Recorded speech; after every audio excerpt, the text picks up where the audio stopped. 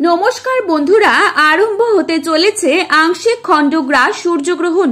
দিনের বেলাতে গোটা পৃথিবী জুড়ে নেমে আসবে ভয়াবহ অন্ধকার, যার ফলে আগেভাগে জনসাধারণের মধ্যে পড়ে গিয়েছে শোরগোল। আংশিক খণ্ডগ্রাস সূর্যগ্রহণের বিশাল প্রভাব পড়বে বিশ্ববাসীর জীবনে। বিগত প্রায় 150 বছরের মধ্যে সব থেকে বড়, বিরল ও মহাজাগতিক সূর্যগ্রহণ হতে চলেছে। এই গ্রহণটি খুবই গুরুত্বপূর্ণ, কারণ গ্রহণটির স্থায়িত্বকাল 3 ঘন্টা 53 মিনিট পর্যন্ত, অর্থাৎ 4 ঘন্টার কাছাকাছি সময় ধরে চলতে থাকবে গ্রহণটি। মাঝে মধ্যেই বিশ্ববাসী নানা ঘটনার সাক্ষী থাকতে চলেছে, যার মধ্যে এই গ্রহণটি অনেক বেশি প্রভাবশালী।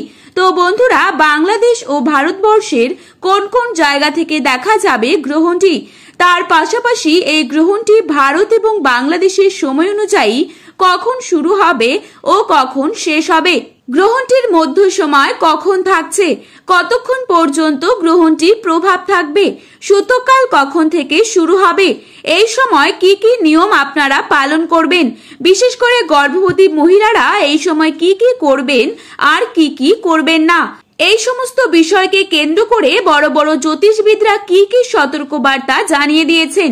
তো তাই কিন্তু আমি আজকে আপনাদেরকে জানিয়ে দেব এই ভিডিওটির মাধ্যমে।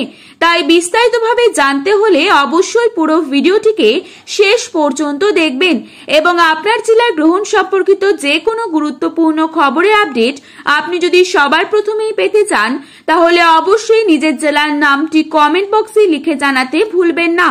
ভিডিওটি ভালো লাগলে একটি লাইক করবেন এবং চ্যানেলটিকে সাবস্ক্রাইব করে পাশে থাকা বেল আইকনটিকে প্রেস করে রাখবেন, যাতে করে পরবর্তী ভিডিওর যে কোনো নোটিফিকেশন আপনার কাছে সবার প্রথমেই পৌঁছে যায়।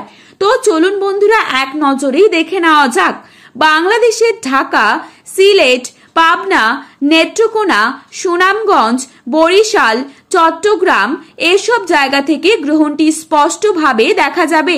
ইংরেজির 29 মার্চ 2025, বাংলায় 15 চৈত্র 1431 বঙ্গাব্দ, অর্থাৎ শনিবার দিন গ্রহণটি আরম্ভ হবে।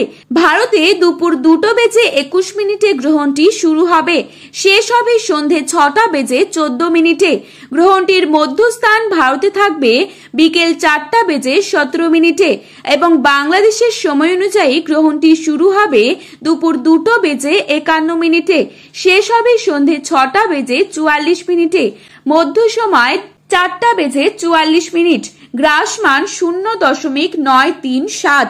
তো বন্ধুরা, এই ছিল আজকের গ্রহণ সম্পর্কিত গুরুত্বপূর্ণ খবরের আপডেট। এরকমই আপডেট প্রতিনিয়ত পাওয়ার জন্য অবশ্যই চ্যানেলটিকে সাবস্ক্রাইব করে পাশে থাকবেন।